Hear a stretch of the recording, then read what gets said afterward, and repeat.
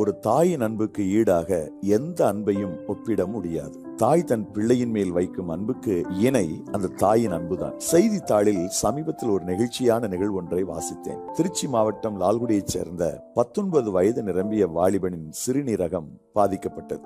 வாரத்திற்கு 2 முறை சிறுநீரகத்தை சுத்திகரிப்பு செய்ய வேண்டியிருந்த நிலையில் கட்டாயம் சிறுநீரக அறுவை சிகிச்சை செய்ய வேண்டும் என மருத்துவர்கள் கூறிவிட்டார்கள். அந்த வாலிபனின் தாய் தானே முன்வந்து தன் சிறுநீரகத்தை தன் மகனுக்கு கொடுக்க முன்வந்தார்கள். கடந்த நவம்பர் மாதம் 25ஆம் தேதி திருச்சி தலைமை அரசு மருத்துவமனை முதல்வர் டாக்டர் வனிதா அவர்கள் ஆலோசனைக்கு பின்பு வெற்றிகரமாக இந்த அறுவை சிகிச்சை செய்து முடிக்கப்பட்டது. அந்த தாயின் செயல்பாடு நாம் நெஞ்சை தொடுகிறதல்லவா?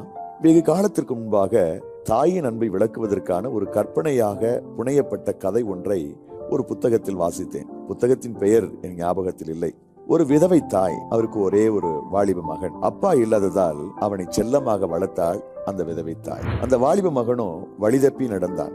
லாகிரி வஸ்துக்களுக்கு அடிமையாய் கிடந்தான். தாயோ வீட்டு வேலைகளை செய்து கிடைக்கும் பணத்தை கொண்டு தன் மகனை போஷித்து வந்தாள். செலவு போக அவள் சேமிக்கும் பணத்தையும் கூட இந்த வாலிப மகன் பறித்து கொண்டு போய் குடித்து வெறித்து வீதியில் கிடப்பான். தன் மகன் மேல் அந்த தாய்க்கு உள்ள அளவு கடந்த பாசத்தினால் என்றாவது ஒரு நாள் என் மகன் மனந்திருந்து விடுவான் என்று நம்பிக்கையோடு இருந்தாள் அந்த விதவை தாய். ஒரு நாள் அந்த வாலிபன் ஒரு விலை மாதுவிடம் சிக்கிக் கொண்டான். அவள் அந்த வாலிபன் மூலமாக வீட்டில் இருந்த சற்று விலை உயர்ந்த பொருட்களை விற்று தனதாக்கி கொண்டார்.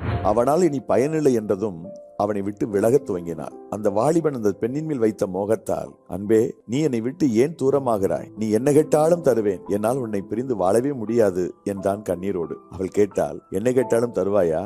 ஆம், நீ என்ன கேட்டாலும் உடனே தருகிறேன் என்றான். அப்படியானால் உன் தாயின் இருதயத்தை கொண்டு வா என்றாள் அந்த பாதகி. விலை மாதுவின் மேல் கொண்ட காதலால் விரைந்தான் வீட்டிற்கு. விதவை தாயை பார்த்து, அம்மா, அவள் இல்லாமல் என்னால் வாழவே முடியாது. அவள் என்னோடு வாழ்வதற்கு உன் இருதயத்தை வெகுமானமாய் கேட்கிறாள் அம்மா. உன் இருதயத்தை தருவாயா என்றான் பரிதாபமாக. தாயின் உள்ளம் பதபதித்தது. என் ஆசை மகனே, உனக்காகத்தான் நான் இந்த உயிரை வைத்திருக்கிறேன். என் நெஞ்சை கிழித்து இருதயத்தை கொண்டு போய் கொடு என்றான். கிழித்தான். இருதயத்தை எடுத்துக்கொண்டு வேகமாய் போகும்போது வாசற்படியில் இடறி தடுமாறுகிறான். அப்போது அந்த தாயின் இருதயம் பேசியதாம், மகனே, பார்த்து மெதுவாக போ, அடிபட்டு விட போகிறது. இது ஒரு கற்பனை கதைதான். அன்பானவர்களே, தாயின் அன்புக்கும் பாசத்திற்கும் இணையாக எந்த அன்பையும் கொண்டு வந்து நிறுத்த இயலாது.